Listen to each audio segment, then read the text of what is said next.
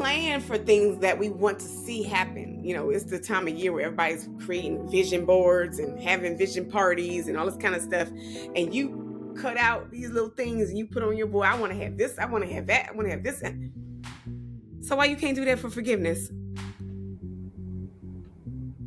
Why you can't plan it out? Why can't you think about what you want to feel like and what you want life to look like once you get to that other side? So you have faith for everything else. The same faith it takes to believe God for a car, same faith it takes to believe God you can forgive. It's not different. It just might take longer or be a different process, but it's still faith.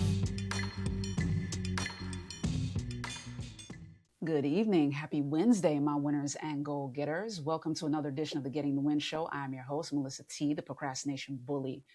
And today's conversation, I'm going to give you a heads up. This one is a bit heavy.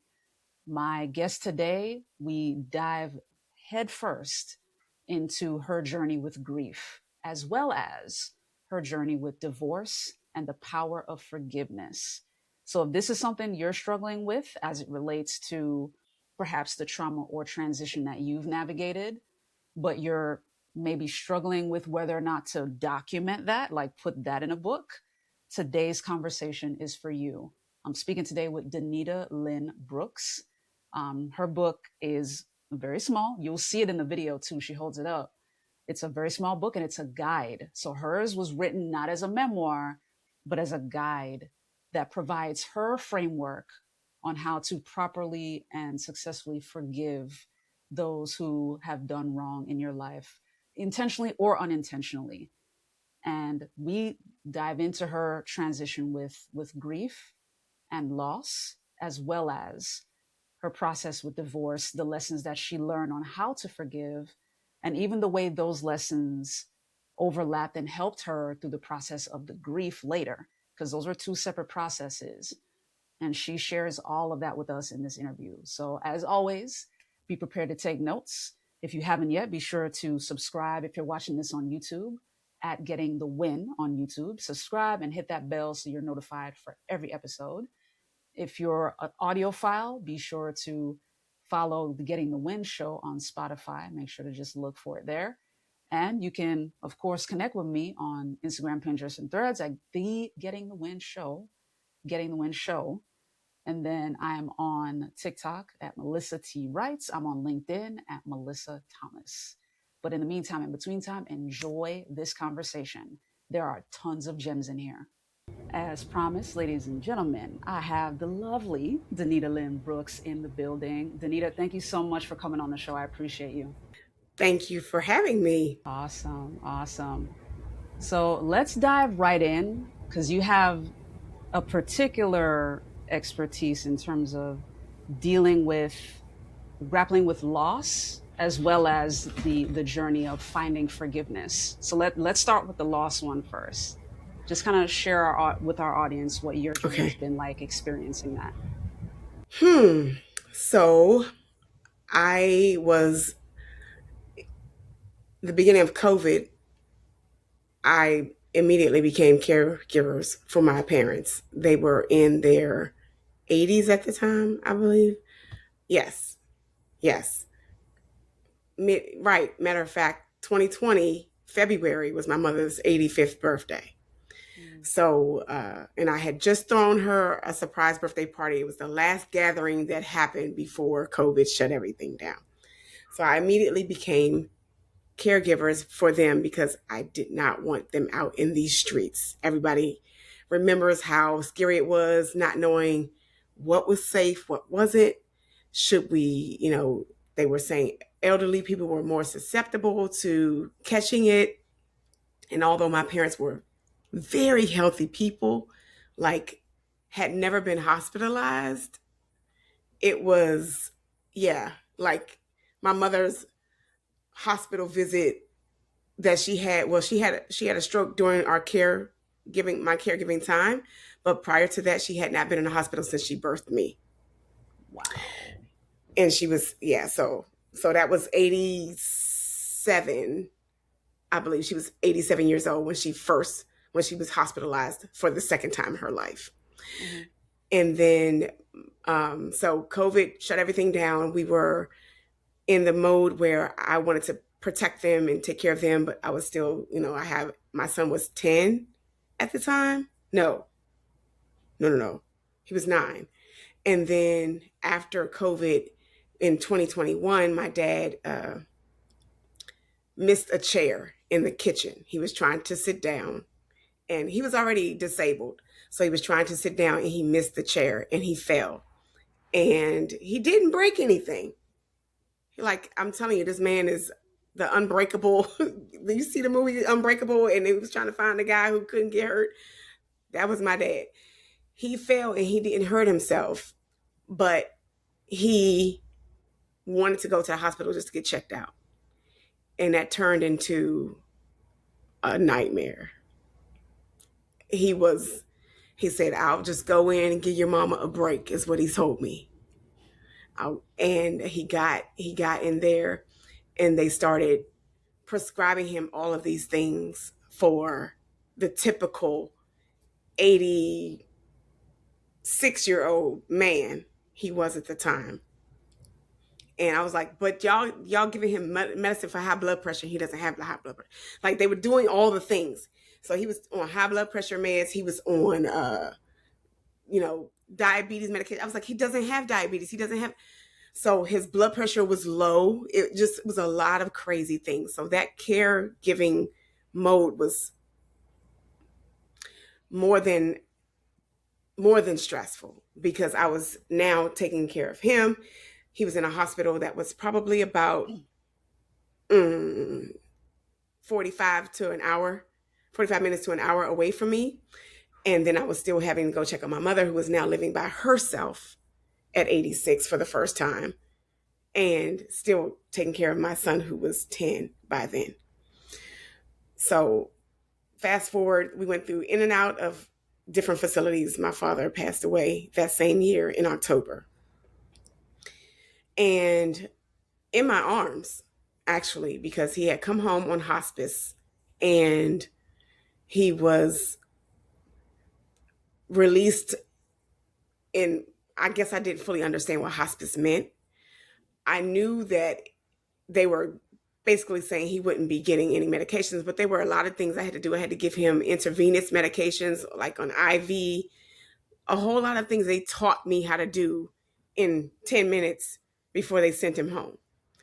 And so when he passed away, I found out I was not supposed to call the paramedics when he was coding. But I called the paramedics because I didn't understand what hospice meant. I was supposed to call the hospice nurse. So when I called them, they're on the phone in my ear, on my, AirPod, and I'm trying to figure out what's going on. He's, not convulsing, but he was just moving like he was uncomfortable, and he had stopped being able to talk. The last thing he said to me was, "I'm okay." And then I couldn't get any other words from him. I'm head to his chest, like lying. I'm on top of him on the bed, lying down on him with my head on his chest, because they're asking me, is he breathing? I'm like, I don't know. I can't hear anything. I'm looking at him. I'm like, I don't know. And I'm screaming to the top of my lungs. They ring the doorbell. I get my son to go answer the door. They come in and I leave the room, and he had already passed away by the time they got there. And I was literally embracing him, holding him, trying to see if I could hear him breathing. So that traumatic experience was the beginning of my grief. But I didn't really feel like I got a chance to honor the grief, because immediately I brought my mother home with me, because we weren't living in the same house when that happened. I was over at his house and I didn't know how she was doing. I was like, I don't know where your mind is, where you are emotionally. They had been married almost 66 years at that point. And yes, so I said, get some clothes together. You're coming home with me. I can't leave you here. And immediately into caregiving mode for her. What I thought was going to be maybe a week or two turned out to be almost 4 years of her living with me, taking care of her, because sometime between when my father passed and his homegoing service, our basement at the house flooded, and I couldn't send her back there because I had to get people in there doing work. And she didn't want to live there while they were going in and out doing the work, which I understood. I didn't necessarily want that either. So I said, well, let's go get some more of your things. So all of that turned into, a process. So then it became signs that I had noticed before my dad passed of changes in her physical abilities and mental capabilities. And you don't notice that until you live with someone, unless you're with them a lot. And even then, you still kind of just, oh, well, she's 80 something. She's, she can forget. She has the right to forget. But I started seeing more things. So then not only am I grieving my father, but I'm grieving the difference in my mother. And that, like, I still don't know if I think I've dealt with it. Like, I talk about it without feeling traumatized, because I came to a peace about how I handled everything. Like, I know I did my absolute best for both of them, like, without question. I am so certain that my dad, he was in my arms. He was loved on his way out, just like I was loved on my way in, and I felt honored to have shared that moment with him. And my mother, while she wasn't in my arms, I was right there with her. And, the last thing that she probably remembers me saying to her is, hey, I want to honor you. Tell me what we're doing. Because I felt like she was in a hospital. She didn't pass away at home. She was in the hospital, but she was fighting the nurses and the doctors, and she didn't want to do what they were telling her to do. And that was not her character. So I was fighting her. Like, they were having me hold her down to give her meds and stuff like that. So that, again, more traumatic experience, memories that I'm just like, I'm literally wrestling my mother so that they can take care of her. And she was a little bitty thing, but whoo, she was strong. Oh my goodness. Matter of fact, she almost chipped my tooth. She socked me and she had some rings on. I said, we're going to have to take the rings off because you're trying to take a sister out of me. This is not good.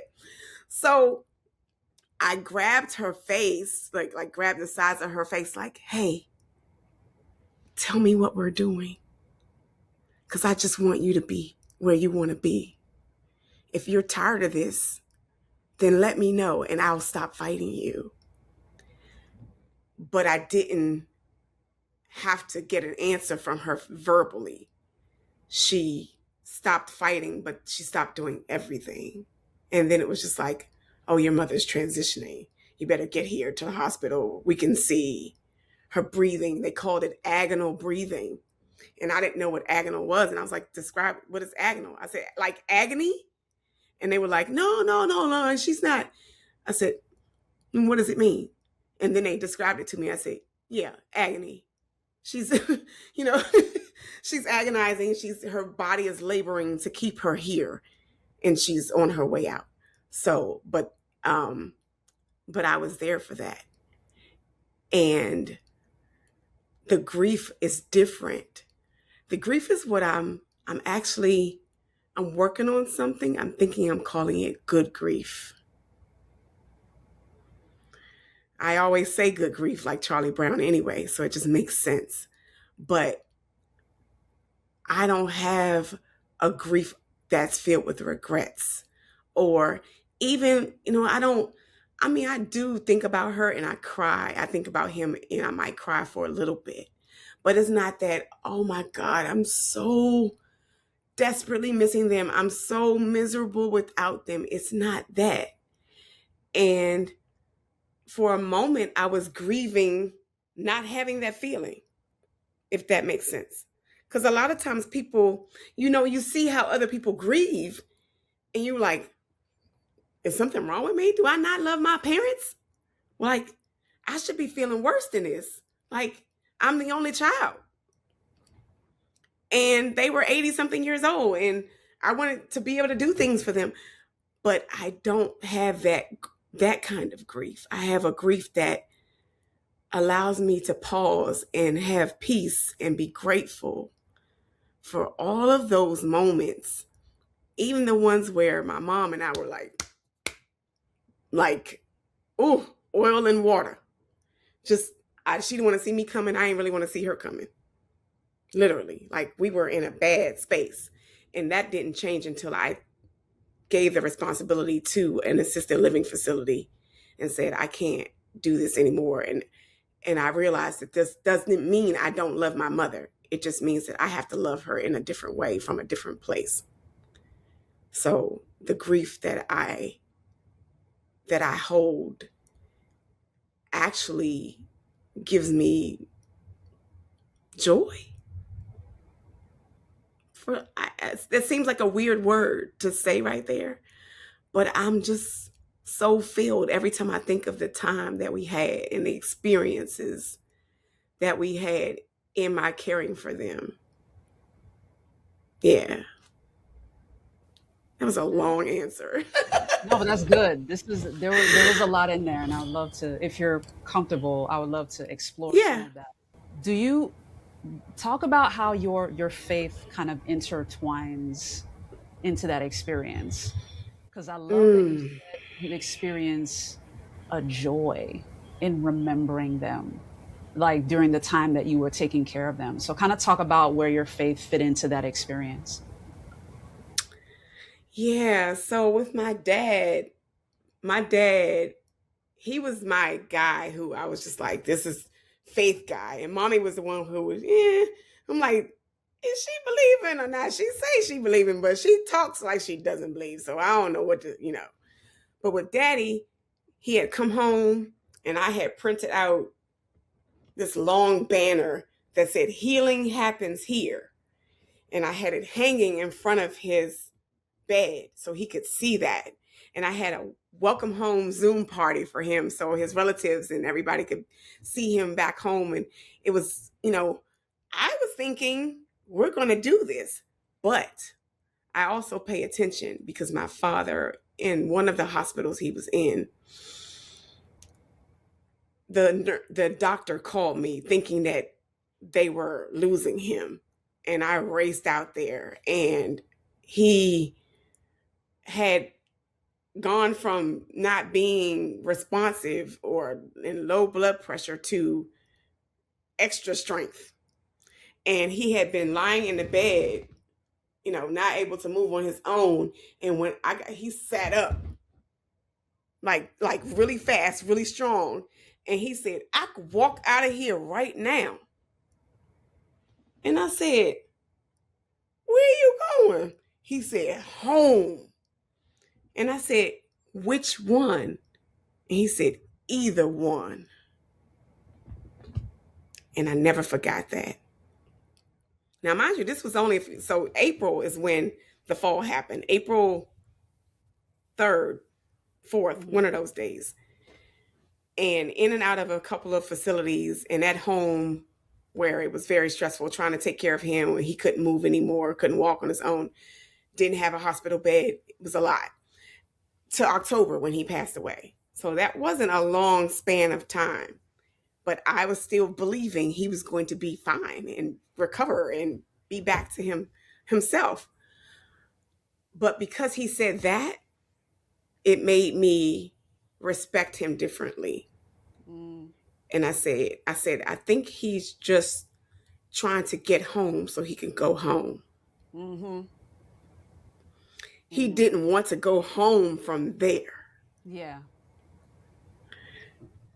And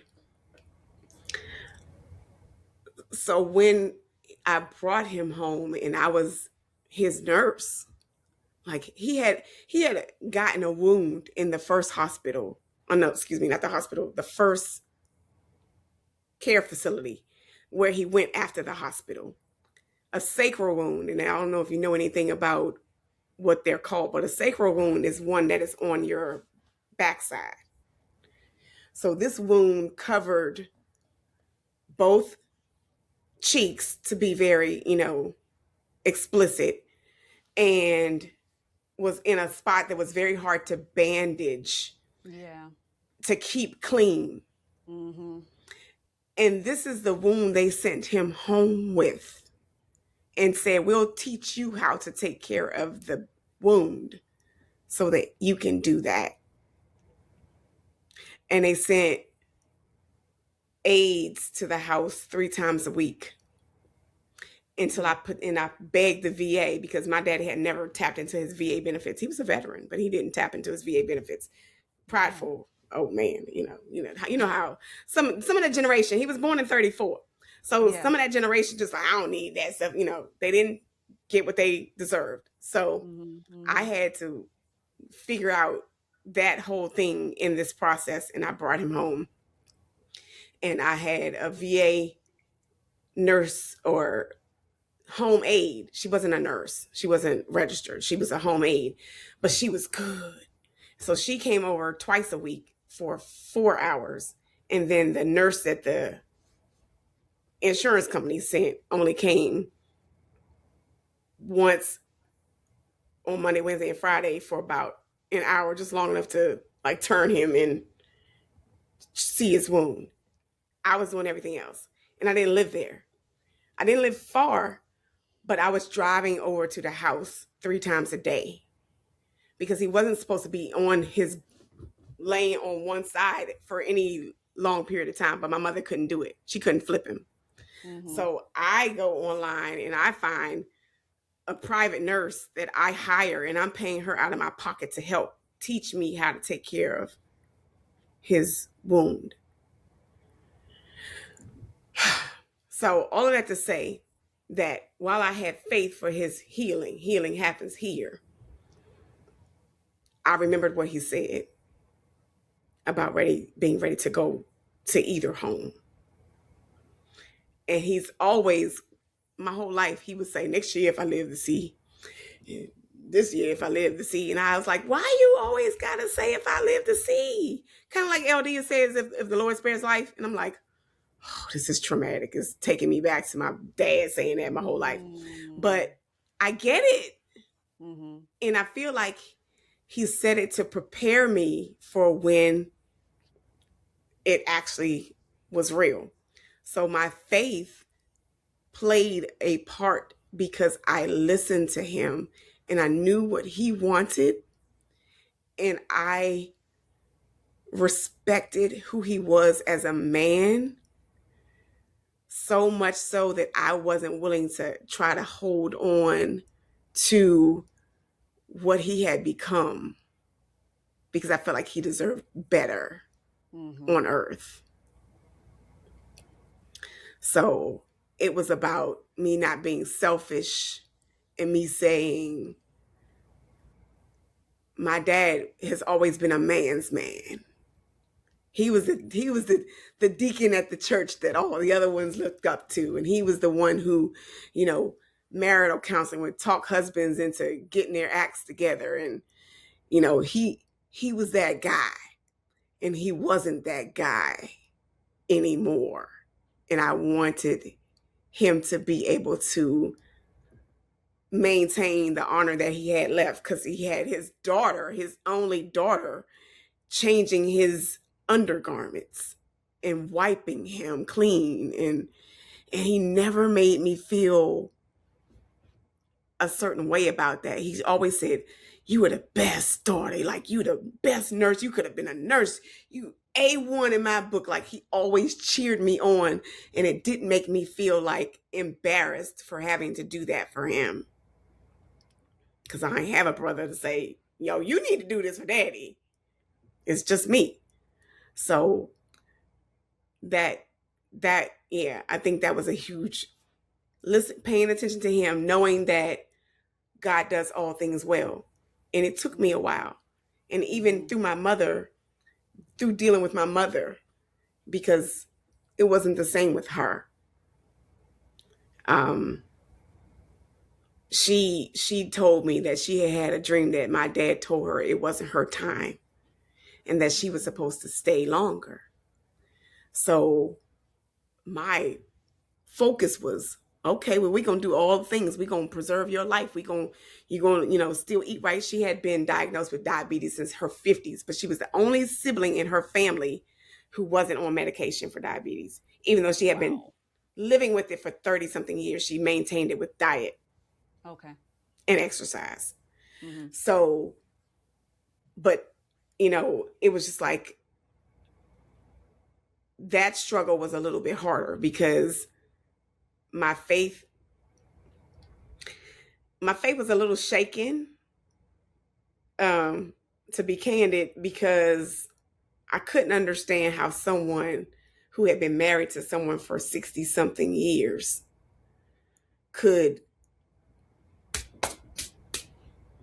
say, I can't deal with it. I can't do it. And he wouldn't, when he was trying to come home from the hospital, she'd be like, he can't come here. I can't take care of him. Mm-mm. Wow. Nope. I can't do it. I don't have ability. So I'm there telling my dad, my mother says he can't come to his house.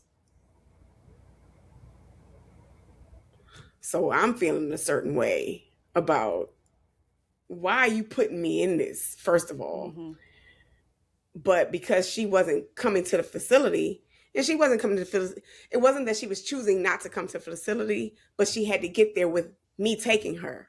And Mm-hmm. because my son was still underage and couldn't come in like that, that meant I had to leave him at home longer to go and pick her up and then take her with me there and then drop her back off and then get back to my son, who was still, it was still the school year and I was homeschooling him. Mm. So I'm like, what you mean he can't come home? So when I'm taking care of her, I'm a little upset. Like, now I got to take care of you and I can't do it, but I can't say you can't. Like, I don't get the luxury of telling you what you told me to tell daddy. Mm-hmm. Mm-hmm. And I remember one of the caregivers who, I don't remember what his role was, but one of the people who would come in the house, I think it was a physical therapist coming in for my dad. He pulled me to the side and he said, I'm concerned about your father's safety and well-being, considering your mom's attitude towards him. And I was like, Wow. so it's really like, to the point where the caregivers can see and they like coming to me. What do y'all want me to do? So the whole taking care of her was a different kind of faith applied. And yeah, it's so much to that story. We don't have time. It would be days. But I I had to get real with okay, well, God, what do you want me to do? I'm doing all I can. I'm stressed out. I'm burned out. I feel like my own relationship with my child is suffering Mm. because of what he's seeing in this house. And I saw the denigration of the relationship that he had with my mother as well. Because I used to call, when he was a baby, I used to tease him. He didn't know, but I tease with her and call her Mrs. Jones. Now, her name was Miss Wheeler, but I called her Mrs. Jones because I said, because y'all two got a thing going on. Because she would just hold him and just, you know how grandmamas are. They do whatever the baby want. Oh my gosh. I said, this lady right here is going to ruin this child. But to know that that's how it was, and then to see the change when we became her caregiver, that was like, oh, I don't like any of this. And it was it was hard, but the way that my faith pulled me through that is I was on one of the calls. So of course we're in a mastermind, and one of the calls on Sunday morning, there was a gentleman who was in a similar situation, and ET said, Eric Thomas, for those wondering, Eric Thomas said to him, well, who says you got to be the one to do all of it? Like, who told you that? And I was like, well, he wasn't talking to me, but that's a good question. Mm-hmm. I'm thinking I'm the only child. What option do I have? There is no one else. But I hadn't even looked into finding out what other places cost, what could be done, because I knew her insurance wouldn't cover it. But I was just like, let's see, do I have enough? So I found a place, and they pretty much were taking almost all of her income. Like, her income was about $4,500 a month. And mind you, I wasn't working because I was taking care of her. And I'm an entrepreneur, so if I don't work, I don't get paid. So I was doing some gigs every now and then, still interpreting at the time, sign language interpreting. I was doing those, but I would go out and then have to spend almost everything I earned on finding someone to come to the house to take care of her. Or if I left her, then something would happen and she would have damaged something that I ended up having to use my whole check to fix. So 3 of us living off of $4,500 a month. You talk about faith. Okay. That was faith, because that went on for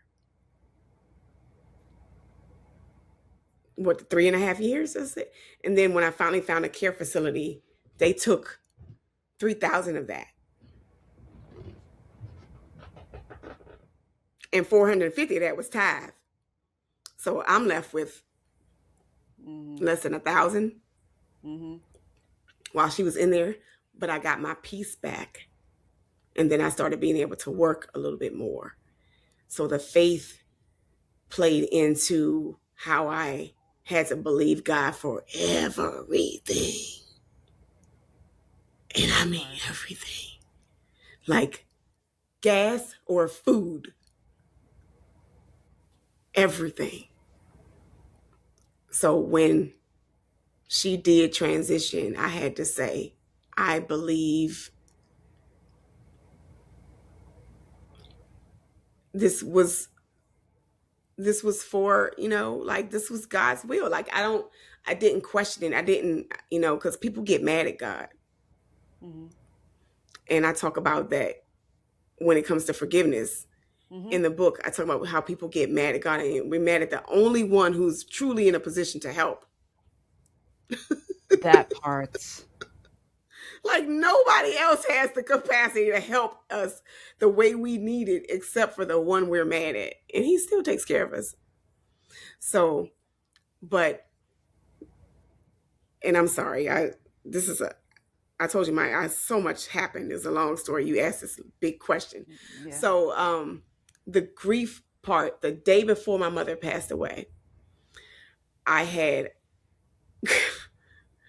crazy situation. I got a big metal piece of something lodged in my tire, and I had a flat tire on the way home from the hospital, and I had been there all day, and I was exhausted, and I got a flat tire, and I didn't make it home. And the guy who came to fix my tire I was like, I've just been in the hospital all day. I'm so tired. I just want to get home. And I told him a little bit of the story, and he said, well, maybe it's your mama's time to go. And I was like, how dare you say something like that to me?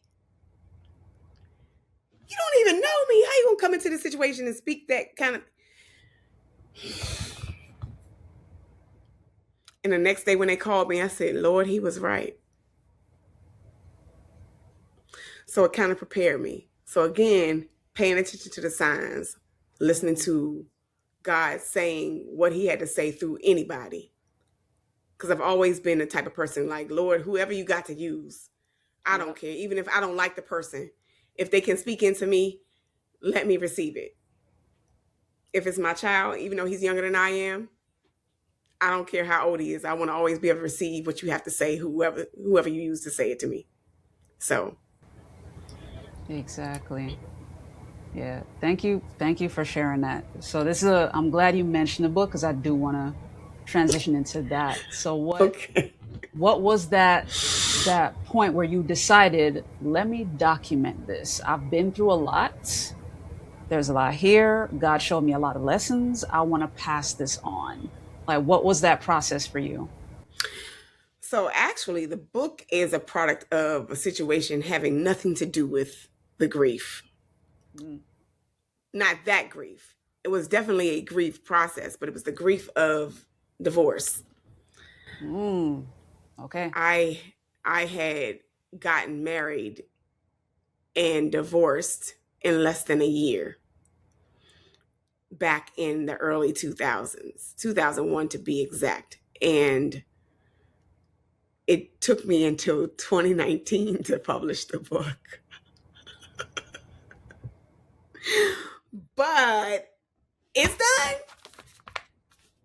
So that grief process of figuring out that I'm still worth something. Because when it first happened, I was just like, but I gave you my best. Like, I don't know what more I could have done. And I used the example. I said, I offered my best sacrifice on the altar and it was not consumed. And I didn't know what to do with that. I thought that like said so many things about me, who I am as a woman, as a child of God, as a human. Like, you threw me out, you balled me up and threw me away. Like, how? So that was a journey of figuring out what I should think of myself again. Mm-hmm. Or maybe what I should think of myself for the first time. Yeah. Because I, honestly, probably wouldn't have had those thoughts if I would have had that understanding of who I was in the beginning. So once that happened, what was your journey to learn that, or either relearn or learn it for the first time? What was your journey to learn it? Mm-hmm. To learn like who I am? Yeah. Good friends. I had friends who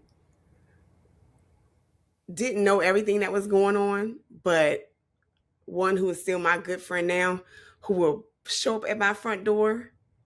She's probably I only have 2 friends who show up without saying anything. And she's one of them. And she said, get your stuff.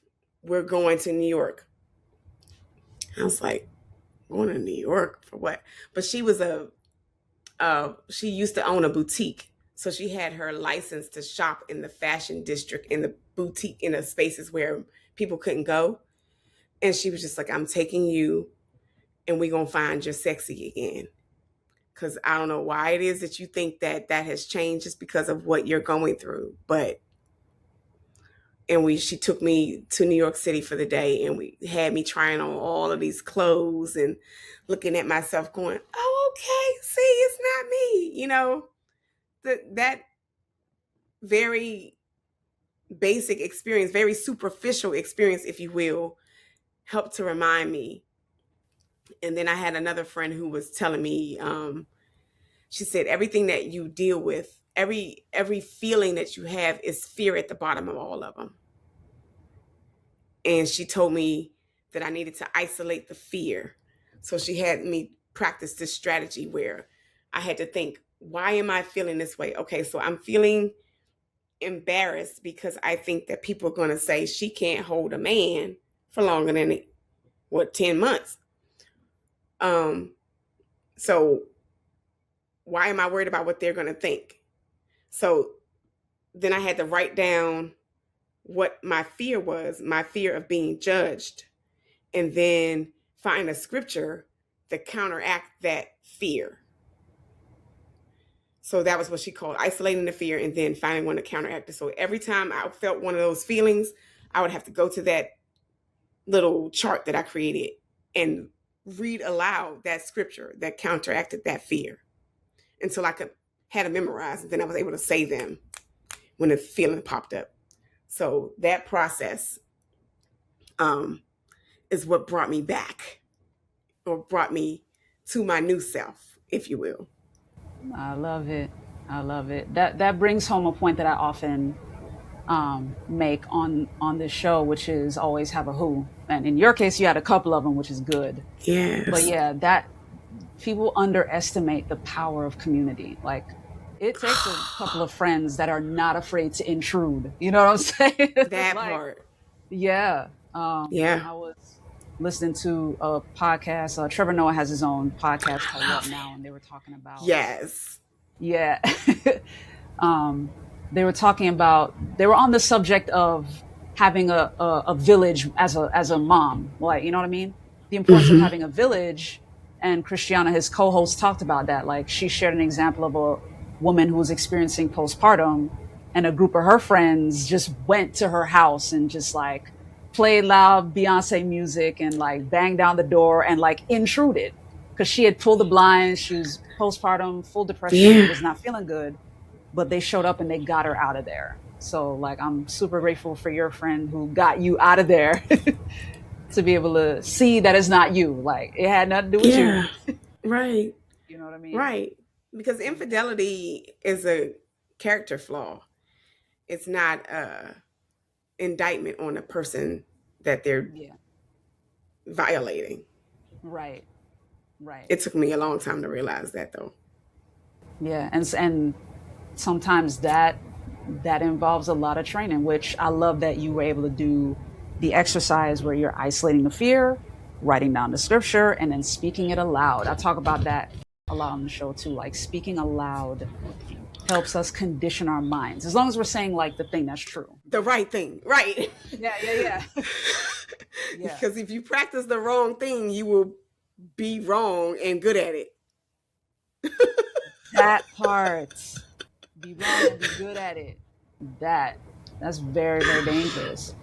So talk to me about that book, because it looks like the book isn't particularly thick. Like, no, you kept that nice and brief. So let our audience know what they can expect from it. Is it more of a guide? Is it something that they can knock out in a day? Like, what can they expect? So you can definitely read it in a day. Whether or not you can get through it in a day is different, because it's a guide, and you might need to pick up and read a couple of pages and say, okay, that's going to take me a minute.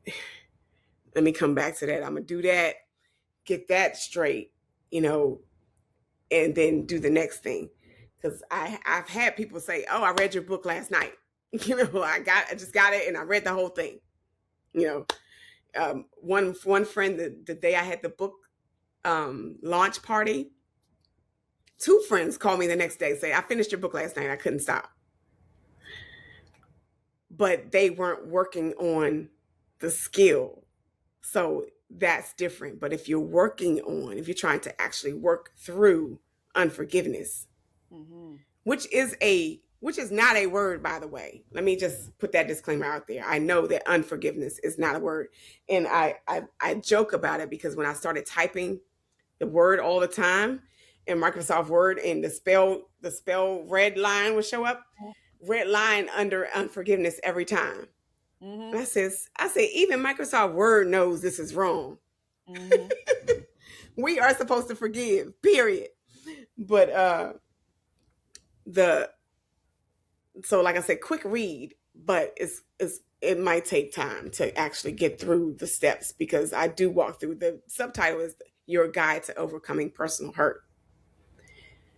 So it's the other side of unforgiveness, your guide to overcoming personal hurt. It does not have to be divorce. I talk about all kinds of different hurts. I talk about an NFL star who was tragically killed in a car accident with the driver who was his friend, and how the mother of the person who died ends up like embracing the one who was driving as her own. So I talk about forgiveness of all kinds of things, because my concept is, or my belief is, if you can forgive anybody of something, you can forgive everyone of anything.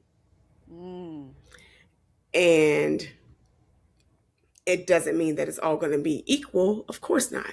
Some things are going to be quick. Some things are going to take time. Some things you're going to think you got through and you realize you didn't, but you have to go back and do some more work. But it's all doable, because if it wasn't, it wouldn't be something that God tells us to do. That part. He's not big on telling us to do something we can't do. Like, he's not some deadbeat parent who says, here, figure this out, and doesn't give any guidance. He's way better than that.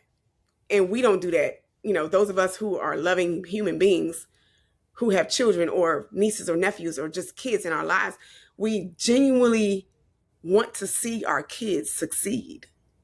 So you don't give them a task that they cannot do. So God, being that same and even better, isn't giving us a task we cannot do. So if he says forgive, then that means he's given us the capacity to do it. And he didn't say, but only if it's this, not this. This one you can keep. You can stay mad about this one. Nope. So. Yeah. I'm glad you shared that. Couple of follow-up questions. Sure. Obviously we're heading into a new year as of this recording. Right. And I know you're expanding into speaking more frequently. I wanted to find out, given that you did write the book long before your process with the grief, are there some lessons that you were able to bring from what you learned through the divorce, like into your process with the grieving? I would love to hear how those two overlapped. So remember I told you that my mom, I was feeling a certain way about what she said and what she wasn't willing to do. And I shared this at her homegoing service, actually, because I spoke and I said I was low-key mad with her for saying what she was not willing to do. And it wasn't until I had to make the decision to put her, I hate saying put her, let me rephrase that. When I had to make the decision to find an assisted living care facility for her, she was on the phone and she was upset because she was already there, and she was upset with me for being there. And she was like, why would you do this? And I said, it doesn't mean I don't love you. It just means I can't do it anymore. And I heard myself. And I said, that's what she was saying about Daddy. It had nothing to do with her lack of love for my father.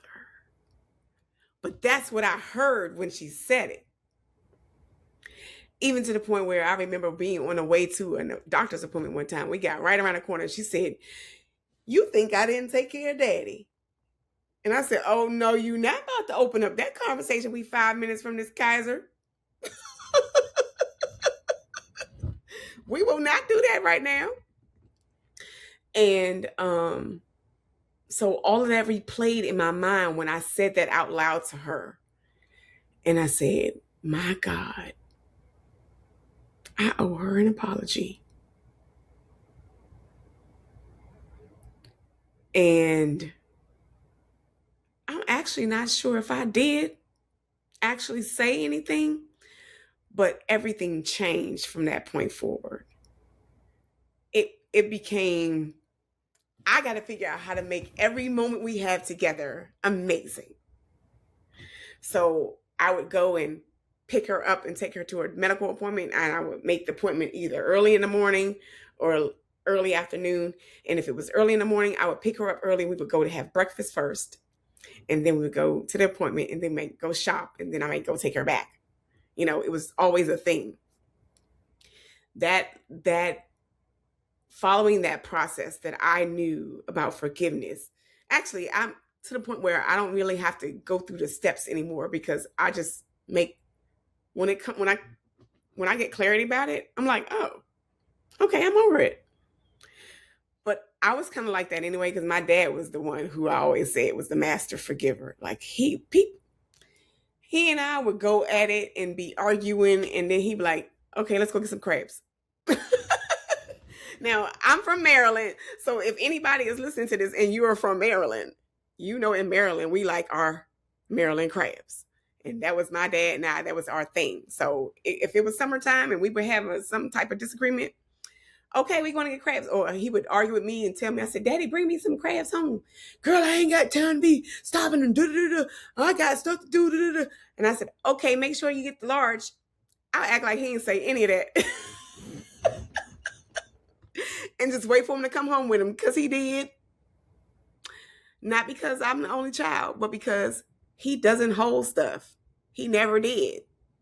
And I may have been a little bit slower in the process, but I was much more like him than my mom. My mama, child, she'll hold it, and you'll hear about it 20 years later. So I'm grateful to God he gave me my dad's personality on forgiveness so I can help you good people. But I'm telling you, the forgiveness that I learned from, I learned how we can't live fully without it. That's true. We have a mere existence, but I have a chapter called Living Your Best Lie. Because when we don't forgive, we out here and we think we're living our best life, and child, you are lying to yourself. That's powerful. That's powerful. So give us a little bit of a sneak peek in terms of your process, like some of the steps. Like, are you able to name like 2 or 3 of them? Sure. So I like to say forgiving is almost as easy as ABC.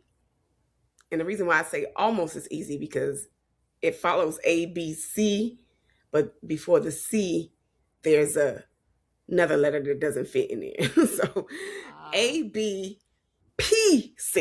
Okay, so the A, yes. So the A is acceptance. Because a lot of times we are not in a position to forgive because we're not even willing to acknowledge the fact that we're hurt. So you can say acknowledge or accept whatever one you want to do. But you can be like, I ain't thinking about him. Girl, she ain't bothering me, whatever. I'm fine. I'm living my life, whatever. So that attitude keeps you from actually being able to do the work that it takes to forgive, because you're not even real with yourself about whether or not you're hurt. So once you acknowledge the hurt, that's the A, then you can do something with it. And then the next step is the B, is believing. Believing that you can actually get over it. Believing you can feel differently about the situation. Because a lot of people accept the fact that, well, this is just how it's going to be. I'm never going to forgive her for that. I'm never going to forgive him for that. I will never get over that. So you believe it. And that's the life you live. But if you believe you can have something different, if you believe you can actually heal from it and feel better and not hold a grudge, you can do that too. So that's the second step, the belief. And then the P that slides in there is to plan, to make a plan. Like we practice, we get vision boards. This, like we talk about, we're in the holidays. My tree is right over there. You see my tree? My tree. So, so we plan for things that we want to see happen. It's the time of year where everybody's creating vision boards and having vision parties and all this kind of stuff. And you cut out these little things and you put on your board. I want to have this. I want to have that. I want to have this. So why you can't do that for forgiveness? Why you can't plan it out? Why can't you think about what you want to feel like and what you want life to look like once you get to that other side? So you have faith for everything else. The same faith it takes to believe God for a car, same faith it takes to believe God you can forgive. It's not different. It just might take longer or be a different process, but it's still faith. Wow. And then C is committing. So that ABPC, C is committing to it, because a lot of times, just like when you got to lose weight or whatever you're trying to do, you want to start eating healthy and you mess up and you be like, oh, see, this don't work. I've been trying to do this for this long. This don't work. But when you commit to it, you realize that, okay, it hasn't worked yet, but if I keep doing it, it will work. So while you might think you're over it and then you see the person and then you're upset again, doesn't mean it didn't work. Just means you didn't stick to it long enough. Keep at it. So those are the steps that I like to simplify it down to. That's good. I'm curious about that planning one. So you're saying basically cast a vision of what life will be like after you've forgiven them. Is that how that? Okay. Yes. Okay. Absolutely. And I did that. Like I actually, and I would practice it. So P could be practiced too, I like it. But I literally practice it because I'm like, if you're imagining you want to, say you want to be a speaker, right? So you're going to practice yourself giving your speech. You're going to practice, like you're on stage. You're going to look in the mirror and you're going to stand up straight and you're going to look the part and you're going to enunciate and you're going to do all the things. So yeah, practice. I really appreciate you sharing that process. I definitely got to have you back on to really dig into that in detail. But let our audience know the title of your book one more time, where they can get it and how they can connect with you. So I'll go in reverse. You can connect with me at DanitaLynne.com. So my name is spelled with an E on the end of Lynne. So DanitaLynne.com. And that's the best way to reach me. You can email through that website. You can order a book, click on the signed copy and I will sign it and send it to you. There is an older cover. It's the same book, but it's an older cover version that is available on Amazon. But I don't even encourage people to go there anymore because I just get it for me. Okay. So go to the website, and The Other Side of Unforgiveness is the title of the book. And my website has, little short video snippets, me reading portions of the book or talking about forgiveness in different areas of your life and how you can come to a healthy place. I definitely want people to understand that the steps that I just gave, they might not be spelled out like that in the book, but they are all in detail discussed in the book.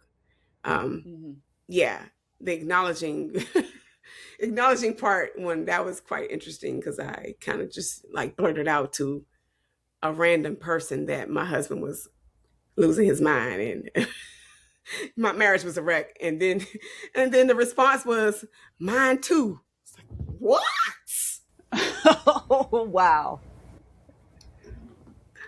But that Wow. acknowledgement, being able to actually acknowledge it, it was like I wasn't living my lie anymore.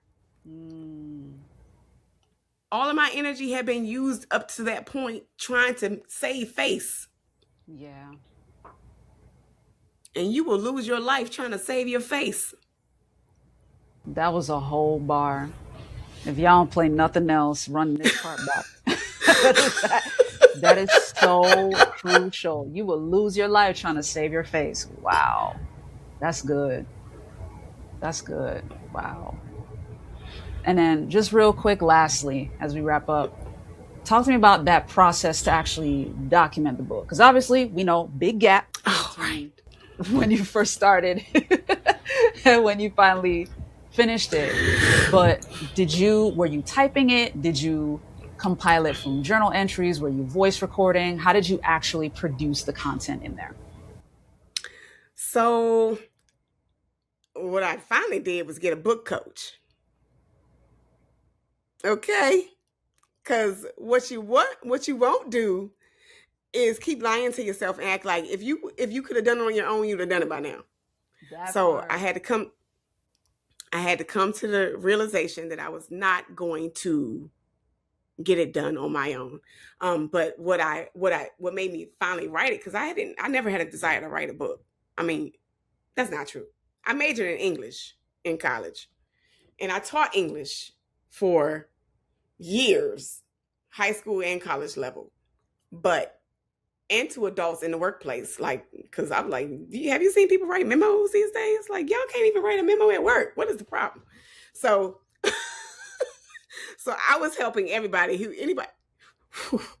So anybody could get it. Okay, I was helping all the people, but I had not written my book. But what I noticed is my social media posts, the memories that were popping up started showing. I was like, wait, I wrote something about forgiveness back in 2007, and again in 2010, and again in 2013. I'm seeing all of these memories, and every time it would come back around, it would be 5 years ago, 4 years ago, 6 years ago, 7 years ago. And it would always be about forgiveness. I said, Lord have mercy, I'm supposed to do something. So I decided to go through my social media and do a search for the word forgiveness in my posts. And I gathered all of them in one space and said, wow, this is an outline. It literally was an outline. And I had already drafted a rough outline of my own, but I took those posts, and each one of those quotes that I had on my social media are in my book somewhere. Wow. So it kind of wrote itself. It was like, oh, this is the quote that's going to be before this chapter, or this is the quote that's going to be in this chapter, or this is it worked out that way. So when I got my book coach, she said, all right, we're going to get this done. And I think the class may have been about a month or so. I'm not sure. But we would meet on Saturdays, and all of us were writing books together, and we would pass ideas back and forth and bounce ideas off each other and get feedback in real time. And then she'd say, okay, next time I see you, 1,500 words. Or next time I see you, had that chapter done. And I'm like, yes, ma'am.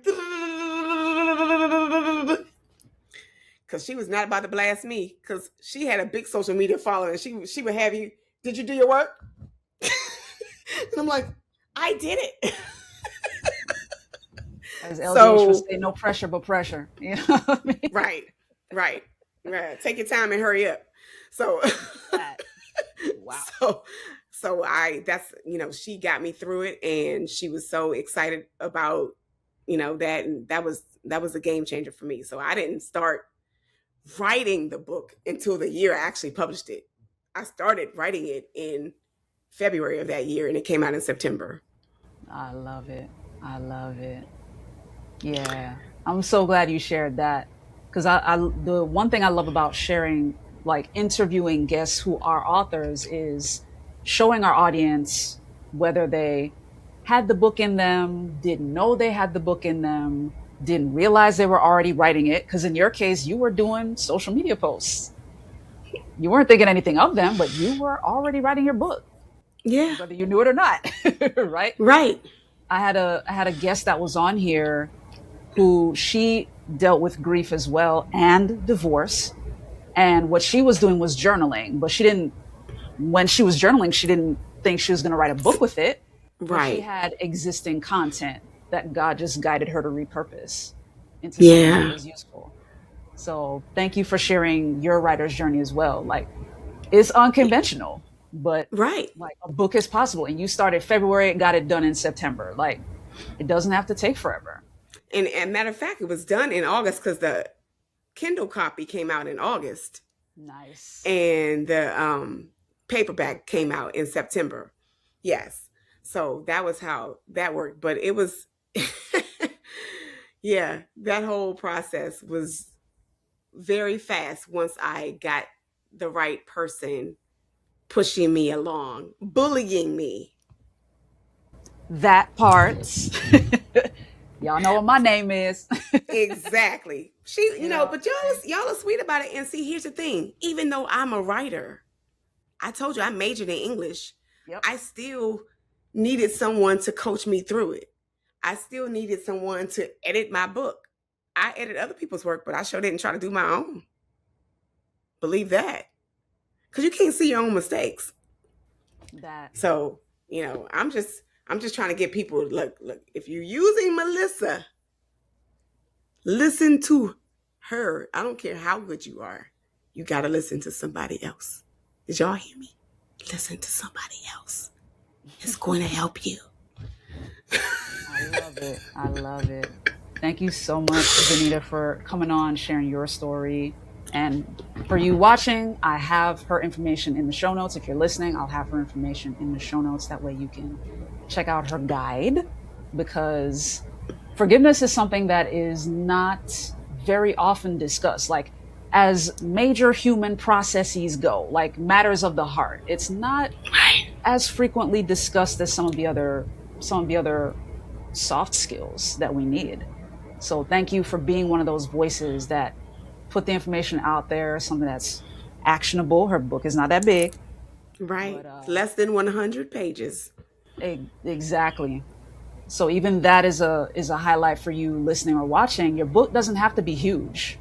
It can be something No, that is concentrated. As long as it gets results for your reader, by all means, put it out there. absolutely. Yay. So thank you Yay. so much, Danita. I appreciate you. Thanks for coming on. Thank you for having me again. I appreciate you. There was a lot, right? As promised. And I love her exhortation at the end. Like, if you need somebody to bully you, be sure to get somebody to bully you. The Procrastination Bully is here for you, so you can always connect with me. You can reach out to me on Instagram. You can shoot me a DM. Follow me there at Getting the Win Show. Shoot me a DM and we can get you started. You can email me at info@melissathomas.co to have that discovery call to learn more about how you can get your book done, so we can get that ball rolling and get that #luxury item completed. Okay? So be sure to do that. If you are someone that needs that forgiveness journey, that forgiveness guide, all the information for Danita's book is in the show notes. So be sure to order your copy, order a signed copy, because it's always special to have the author autograph the book for you. So yeah, she'll sign a copy for you. That way you can get this work, like develop that soft skill that is so necessary and kind of underrated. Like, we don't hear enough about that. So yeah, be sure to support her and, develop that soft skill for yourself so you can be even stronger as you continue to navigate through life and develop your book as well, because that might be a missing piece in your journey to be able to get your book done. And of course, let me just rattle off my last set of socials. Again, subscribe on YouTube if you haven't yet. Subscribe and hit that bell icon at Getting the Win on YouTube. Follow me on Instagram, Pinterest, and Threads at Getting the Win Show. I'm on TikTok at Melissa T. Wright, and you can find me on LinkedIn at Melissa Thomas. In the meantime and between time, watch this space next Wednesday for another great value-packed episode. And I pray you have a great and productive rest of this Wednesday and a great and productive rest of your week. Peace.